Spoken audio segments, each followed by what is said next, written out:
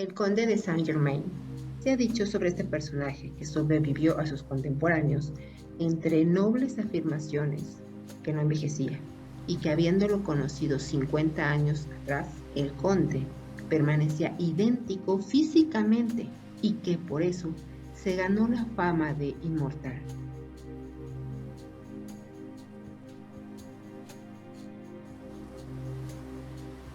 Era el conde, un hombre que podía vencer la muerte y sobrevivió a través de muchos años, o quizás se trataba de un sabio extraterrestre, o probablemente estamos hablando de un hombre que durante el siglo XVI pudo realizar proezas como alquimista inexplicables, adelantadas a su tiempo. Esto debido a que era un científico procedente del futuro que había viajado hacia la Francia antigua.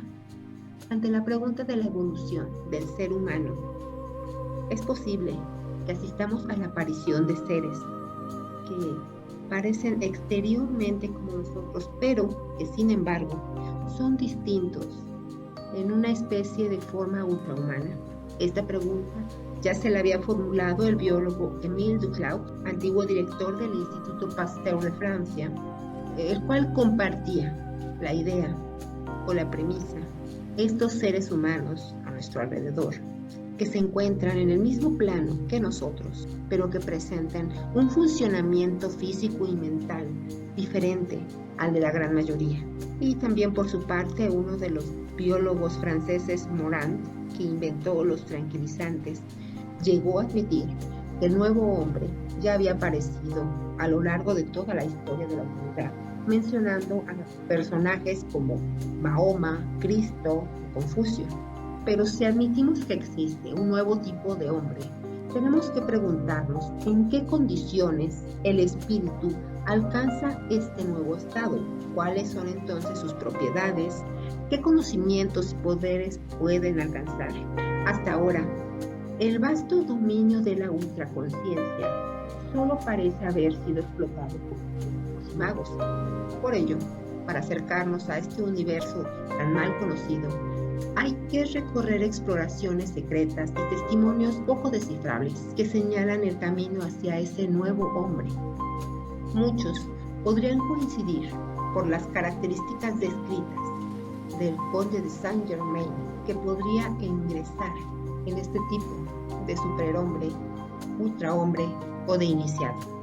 No se sabe cuál era el nombre de pila de este hombre al que nadie nunca vio comer, que tenía fama de poder fabricar oro y al que sus contemporáneos llegaron a creer inmortal al ver que a través de los años se conservaba su juventud indefinidamente, por lo cual empezaremos por examinar algunos hechos. En muchas enciclopedias, el conde de Saint-Germain parece caracterizado como un simple aventurero, probablemente dedicado al espionaje, hasta la fecha que nadie ha podido demostrar que fuera realmente un espía, tal y como lo señala el historiador Andrew Thomas. Y en efecto, la extraña personalidad de Saint-Germain no podía menos que suscitar sospechas de la policía de los países que lo tomaban por espía prusiano. Otros servicios secretos europeos creyeron que Saint-Germain era un agente ruso, jacobino de Inglaterra. Sin embargo, tal y como lo escribiera el embajador Mitchell en Prusia, el ministro inglés Lord Holdernesse tuvo que aceptar que, por más que se ha investigado, no había producido resultado alguno que diera conocimiento que el conde de Saint-Germain fuera un espía. Y uno de los mejores amigos y discípulos de Saint-Germain, el príncipe Karl von Hessen-Kassel, declaró en sus memorias: el conde Saint-Germain era uno de los más grandes filósofos que jamás había existido. Por otra parte, entre sus contemporáneos, Saint-Germain producía una impresión muy distinta. Así, Voltaire, el gran filósofo del siglo de las luces, tenía muy confiable opinión del conde, y hasta nuestros días sigue la controversia sobre cuál era la verdadera personalidad del conde. En 1749, cuando el mariscal de Belize quiso que el rey Luis XV conociera al conde de Saint-Germain, El rey no mostró el menor interés. Sin embargo, la marquesa de Pompadour, que por aquel tiempo era la amante oficial del rey, logró convencerlo de que le diera una entrevista. Al día siguiente, después de la presentación, el conde y el rey estuvieron conversando largamente acerca de la transmutación alquímica de los metales. Luis XV no se mostraba muy convencido, ofreciéndole comprar la fórmula de Saint Germain si éste podía componer el elixir de la vida o encontrar la muy conocida y buscada piedra filosofal. Entre tanto, le estaría dando pensión y alojamiento en lo que él realizaba esta búsqueda. Sin embargo, Saint Germain se mostró bastante ofendido por la incredulidad del rey y rechazó su oferta. Y antes de que el rey pudiera reaccionar ante esta negativa, Saint Germain metió la mano en su enorme bolsa bordada, sacó un puñado de diamantes, ofreciéndolas al rey. Asombrado el rey al observar estas piedras preciosas, y su asombro fue mucho mayor cuando Saint Germain le afirmó que estos eran solo algunos de los diamantes que había obtenido a través de su arte alquímico, que le había permitido fabricarlos. Una vez que se fue Saint Germain, el rey se quedó muy intrigado y decidió someter a una prueba a Saint Germain. Al día siguiente le mostró un diamante que él había adquirido y el cual había disminuido su valor porque tenía en su interior una burbuja. Tras examinar la piedra detenido, Saint Germain accedió a repararla. Transcurrido el plazo que había fijado, el rey decidió ir personalmente a la casa del conde y pudo comprobar que su diamante se encontraba en perfectas condiciones. Para verificar que el conde no había cambiado su piedra por otra, el rey la hizo examinar por el mismo joyero que se la había vendido, Monsieur de Gontaut, y efectivamente pudo confirmar que era el mismo diamante, que no tenía ya ninguna falla. Para transformar el carbón en diamante es necesario una presión de 273.200 kilogramos por centímetro cuadrado y temperaturas de casi 2.800 grados centígrados. ¿Cómo fue posible que el conde de Saint Germain lograra en su laboratorio del siglo XVIII realizar esta proeza? Aunque no se sabe cómo fabricaba los diamantes y ni siquiera se tenía la seguridad de que pudiera fabricarlos, la actitud del conde hacía que estas piedras preciosas resultaran incompresibles, a no ser que pudiera abastecerse de ellas a voluntad y en grandes cantidades. Para demostrarlo, basta señalar que en cierta ocasión Saint Germain ofreció en su mansión de París un banquete a una concurrencia bastante numerosa de aristócratas. El menú de la cena concluyó con un extraño postre, un plato con un diamante de 12 quilates para cada uno de sus invitados. Cabe señalar que la fabricación de diamantes era solo una de las muchas facetas misteriosas de este personaje, ya que se asegura que Saint Germain tenía otras actividades no menos prodigiosas. Bajo la guía del conde, el rey descubrió varios colorantes para sedas y algodón que Luis XV creía mejorarían la calidad de las telas francesas. Y resulta más asombroso que estos experimentos hechos con colorantes fueron llevados a cabo 60 años antes de que Hubert Dorden los redescubriera en 1826. Aunque se ignora de dónde tomaba todo ese conocimiento, no se podía negar que Saint Germain tenía conocimientos químicos extraordinarios, tal y como lo certificaron algunos de los investigadores más destacados del siglo XVIII, como el conde de Genlis y Kaunis. Solo sabemos que el interés de Saint Germain por la química había nacido de sus estudios de alquimia, arte al que consagró gran parte de su vida, y del que llegó a ser uno de los grandes adeptos. Entre los muchos testigos presenciales que pudieron asistir a sus transmutaciones de otros metales en oro están el del marqués de Barbel, el conde Covencil y el famoso Jacob Casanova. Sin embargo, Saint Germain siempre afirmó que la alquimia solo era parte de la química y que nada tenía de mágico sobrenatural. Así, cuando el párroco de la corte de Versalles le preguntó si dominaba la magia negra, el conde le respondió que solo era un modesto estudiante de las leyes naturales que había logrado hacer unos cuantos descubrimientos.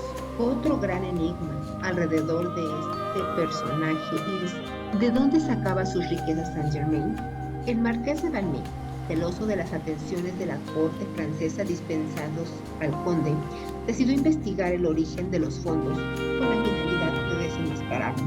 No obstante, durante los 2 años que le mantuvo vigilado, el conde conservó su generoso tren de vida pagando siempre con monedas de oro y nunca pudo descubrir el origen de su dinero.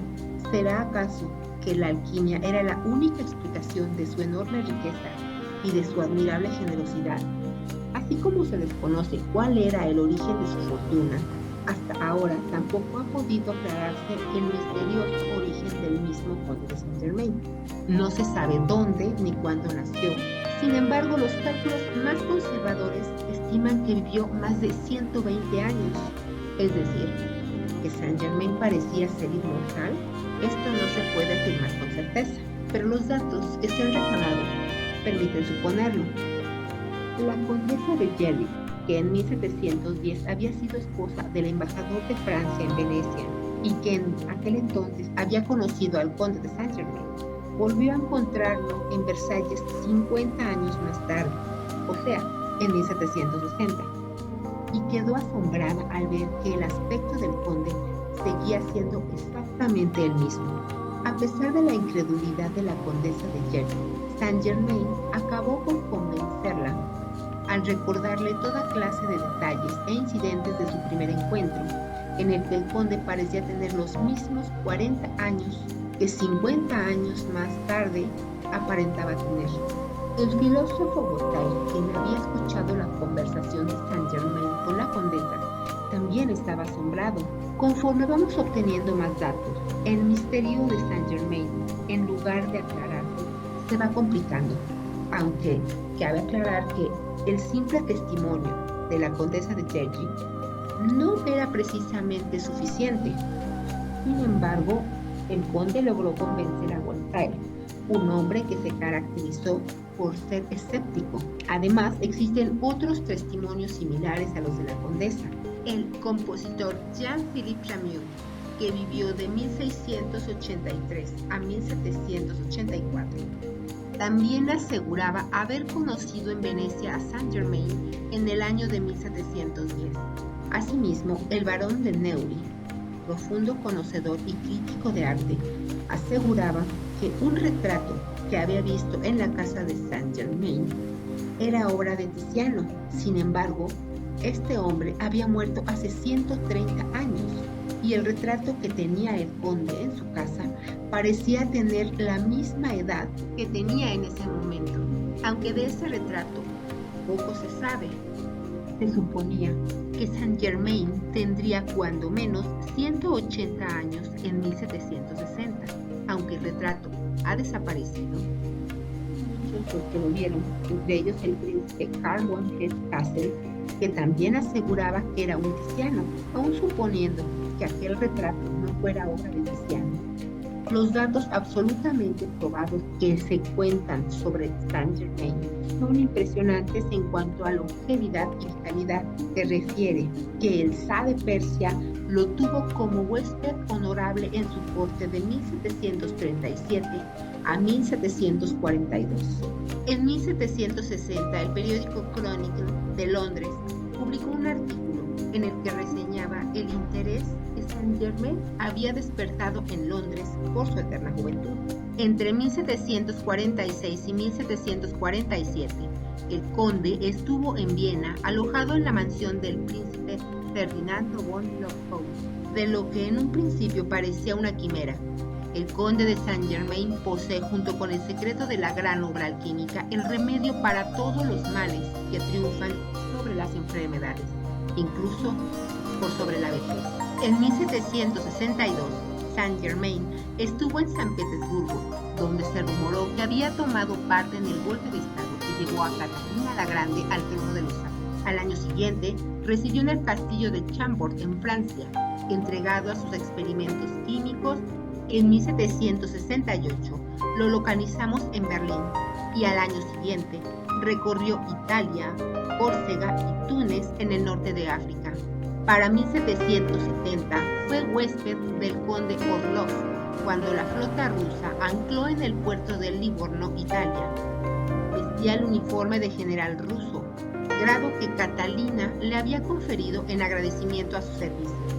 Entre 1771 y 1779, Saint-Germain residió en Alemania, desarrollando enorme actividad en los círculos masones y rosacruces, en compañía de su protector, amigo y discípulo, el príncipe Karl von Hesse.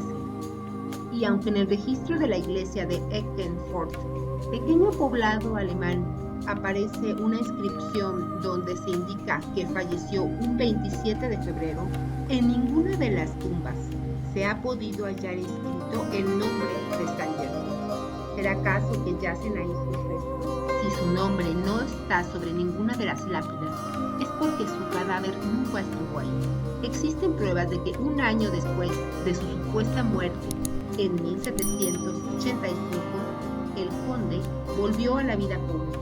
En efecto, en el volumen 2, página 9 de la revista Freimaurer Bruderschaft in Frankreich, aparece la noticia de que entre los muchos francmasones invitados a la gran conferencia de Wilhelmsbad en febrero de 1785, se encuentran incluidos el conde de Saint-Germain, Saint-Martin y muchos otros. Además, está el testimonio de Stephanie Felicite, la condesa de Genlis, que vivió de 1746 a 1830. Una famosa educadora, autora de más de 90 obras pedagógicas, que afirmó en sus memorias haberse encontrado con Saint-Germain en Viena en el año de 1821. Además del testimonio de la condesa, el conde de Chalon, embajador de Francia ante la República de Venecia, aseguraba haber encontrado al conde en la plaza de San Marcos. Y todas estas declaraciones de testigos de probada seriedad no son sino unas de las muchas pruebas de que el conde de Saint-Germain poseía junto con muchos otros el secreto para no envejecer. ¿Existe alguna explicación para ese extraño fenómeno?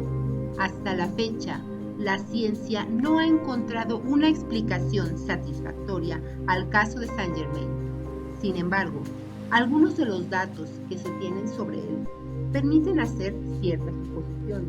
Ya en 1760, la fama de la supuesta inmortalidad del conde había inquietado a la corte de Francia y Madame Pompadour se había empeñado en descubrir a toda costa el secreto de Saint-Germain. Esto la llevó a sobornar a 2 de los criados de Saint-Germain para que lo vigilaran. Pero al cabo de algunos meses de vigilancia, la única pista que obtuvieron los criados espías fue el extraño hábito que tenía Saint-Germain de prepararse sus propios alimentos encerrado en su laboratorio. Esto sugiere que tal vez el secreto del conde tenía algo que ver con su alimentación. Uno de los hechos que ha dado pie a mayor número de especulaciones en torno al enigma del conde son los numerosos viajes que se sabe que hizo a Oriente y sus indudables nexos con la filosofía oriental. Así, por ejemplo, sabemos que en 1756 el general Robert Clive, fundador del Imperio Británico en la India, conoció a Saint-Germain en Bombay. También sabemos que Saint-Germain había pasado muchos años en el Tíbet, tal y como se lo dijo en Viena a su amigo Franz Graffer. Pero, ¿qué relación pueden tener esos viajes? De acuerdo con el historiador francés Jean-Lecoq-Fontaine, el enigma de Saint-Germain solo puede explicarse a través de sus nexos con la alquimia china. La alquimia china está relacionada con la religión taoísta. Busca la inmortalidad considerando al hombre como un todo. Los sabios chinos basaban su teoría en la existencia de 5 elementos: madera, fuego, tierra, metal y agua, así como en la polaridad de fuerzas activas, conocidas como yin, y fuerzas pasivas, conocidas como yang, del universo. En su búsqueda de la vida perdurable, los alquimistas chinos se entregaban a complicadas prácticas sexuales, a través de las cuales buscaban la unión del yin y el yang, principio masculino y femenino. Y también cuidaban el régimen alimenticio del aspirante a la inmortalidad, haciéndolo ingerir medicamentos hechos a base de cinabrio, oro, plata y jade. Sin embargo, estas teorías no convencen a todo el mundo. Teniendo en cuenta estas milenarias prácticas de los chinos, Lecoq-Fontaine asevera que tal vez el conde de Saint-Germain fue una prueba viviente de que la alquimia china era más efectiva de lo que se supone. Y aunque las hipótesis de Lecoq-Fontaine resultan demasiado fantásticas para muchos historiadores, la verdadera personalidad del conde de Saint-Germain resulta aún más fantástica que las teorías más audaces. Por ejemplo, en el único manuscrito que dejó, las tres Saint Trinosophie, que está en la biblioteca de Troyes en Francia, el conde narra ni más ni menos su participación en un viaje espacial. La velocidad con que abandonamos la Tierra solo puede compararse a sí misma, afirma. Al alejarse de nuestro planeta, semejaba solo una vaga nube. Nos encontrábamos a una enorme altura, más allá de la Luna y los últimos planetas en el camino de las constelaciones. ¿Quién fue realmente este personaje que en apariencia logró romper con las barreras tanto del tiempo como del espacio? ¿Un alquimista, un extraterrestre o un hombre que provenía del futuro y entregó en el siglo XVI parte de sus conocimientos? Usted tiene la última respuesta. Que tengan una excelente tarde.